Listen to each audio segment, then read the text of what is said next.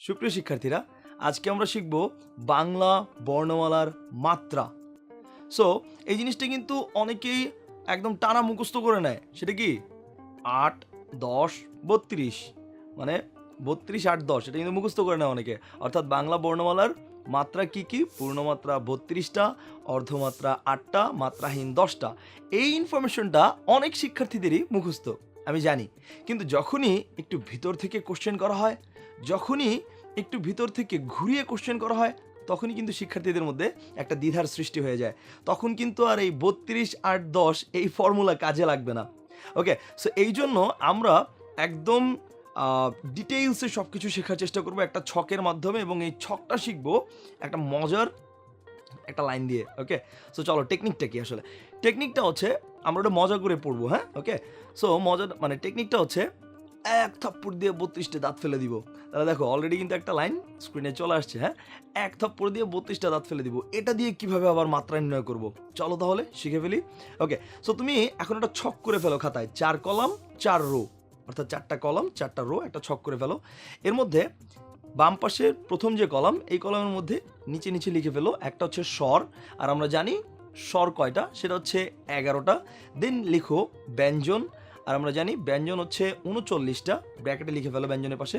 And সর্বশেষ ঘরে লিখে ফেলো মোট, এবং মোট কয়টা আমরা জানি 50টা, অলরেডি স্ক্রিনে চলে আসছে। আর উপরের যে সারি, উপরের সারিতে প্রথম ঘরে লিখে ফেলো পূর্ণমাত্রা, অর্থাৎ এখানে পূর্ণমাত্রার সংখ্যাগুলো বসবে। দেন লিখো অর্ধমাত্রা, অ্যান্ড সবার শেষের ঘরে লিখো মাত্রাহীন। ওকে, তাহলে আমাদের একটা ছক নির্ণয় করা শেষ। এবার আমরা দেখব ওই যে টেকনিক, এক থাপ্পড় দিয়ে 32টা দাঁত ফেলে দিব, ওই টেকনিক দিয়ে কিভাবে আমরা সব কিছু শিখতে পারি। চলো তাহলে শুরু করা যাক। ব্যাপারটা হচ্ছে এক থাপ্পড় দিয়া 32টা দাঁত ফেলে দিব।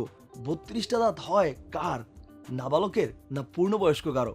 হ্যাঁ, অবশ্যই পূর্ণবয়স্ক কারো। তার মানে পূর্ণমাত্রার বর্ণ আছে কয়টি? 32টি। সো লিখে ফেলো 32টি। এখন চিন্তা করো তো, 32টা দাঁত হয় কয় পাটিতে? এক পাটি না দুই পাটি? হ্যাঁ, দুই পাটিতে। তাহলে এক পাটিতে কয়টা? 16টা। আচ্ছা, 16টার অর্ধেক কত? 8টি। তার মানে অর্ধমাত্রার বর্ণ কয়টি? 8টি। ওকে, ফাইন। তাহলে এবার চিন্তা করো, 32 আর 8 টোটাল কত হলো? 32 আর 8 40। আচ্ছা, মোট বর্ণ আছে কয়টা বাংলা বর্ণমালায়? তাহলে মোট বর্ণ আছে 50টি। 32 আর 8 হচ্ছে 40। তাহলে বাকি রইল কয়টা? 10টা, যেটা মাত্রাহীন। ওকে, সো হ্যাঁ, এখন তুমি বলতে পারো 32 আর 10 এটা তো সোজা, আমি তো মুখস্থই করে নিতে পারি। এটা আমার আর এভাবে বের করার কি আছে? আছে, বিকজ এইটা তুমি শুধু এইটুকুই মুখস্থ করেছো। কিন্তু আমরা এখন দেখবো এই 32 দিয়ে কিভাবে পুরো ছক কমপ্লিট করা যায়। কারণ যখন তোমার কোশ্চেন আসে পূর্ণমাত্রা বর্ণ কয়টা, তখন তুমি পারো। মাত্রাহীন বর্ণ কয়টা, তখন তুমি পারো। কিন্তু যখন কোশ্চেন করে পূর্ণমাত্রার স্বরবর্ণ কয়টা বা অর্ধমাত্রার ব্যঞ্জন বর্ণ কয়টা, তখন কিন্তু তোমার মধ্যে একটা কনফিউশনের সৃষ্টি হয়। সো এটা যাতে না হয়, সেজন্যই আমরা এভাবে শিখছি। ওকে, সো আশা করি 32, 8, 10 এই পর্যন্ত তুমি বের করতে পেরেছো। আচ্ছা, তাহলে এবার খেয়াল করো যে টোটাল মাত্রাহীন বর্ণ কয়টা? 10টা। এই 10টার মধ্যে স্বরবর্ণে কয়টা আছে? 4টা। কি কি? এ, ওই, ও, ঔ। সো এই 4টাকে আমরা স্ক্রিনে পাঠিয়ে দিলাম নির্দিষ্ট ঘরে। আচ্ছা, এবার তাহলে চিন্তা করো তো, টোটাল মাত্রাহীন বর্ণ 10টি, এর মধ্যে স্বরবর্ণে আছে 4টি, তাহলে ব্যঞ্জন বর্ণে কয়টি? 6টি। বসিয়ে ফেলো। ওকে, এবার তাহলে দেখো টোটাল অর্ধমাত্রা বর্ণ কয়টি? 8টি, এর মধ্যে স্বরবর্ণে কয়টি আছে? একটি, সেটা কি? রি। ওকে, সো একটি রি লিখে ফেলো। তাহলে এবার চিন্তা করো তো, টোটাল অর্ধমাত্রা বর্ণ কয়টা? 8টা, এর মধ্যে স্বরবর্ণে আছে কয়টা? একটা রি, তাহলে ব্যঞ্জনে কয়টা? 7টা। ওকে, সো লিখে ফেলো। এবার আসো দেখো তো, উপরের যে রো আছে, উপরের রোতে 4 আর 1 অর্থাৎ স্বরবর্ণের যে রোটা আছে, সেই রোতে খেয়াল করো, অর্ধমাত্রার বর্ণ আছে স্বরবর্ণে একটি, আর মাত্রাহীন বর্ণ আছে স্বরবর্ণে 4টি। তাহলে টোটাল কত হলো? 5টা। আমরা স্বরবর্ণের পাশে টোটাল লিখে রেখেছি কত? 11। দ্যাট মিনস স্বরবর্ণের সংখ্যা টোটাল কয়টা?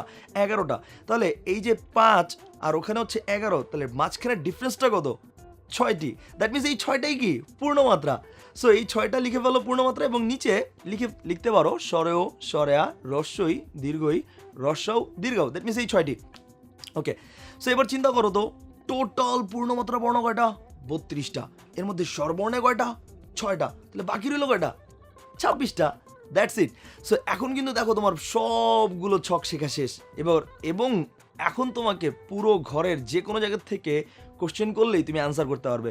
পূর্ণমাত্রার বর্ণ কয়টা, পূর্ণমাত্রার স্বরবর্ণ কয়টা, পূর্ণমাত্রার ব্যঞ্জন বর্ণ কয়টা, অর্ধমাত্রার স্বরবর্ণ কয়টা, অর্ধমাত্রার ব্যঞ্জন বর্ণ কয়টা, এভরিথিং তুমি ইনশাল্লাহ অ্যান্সার করতে পারবে।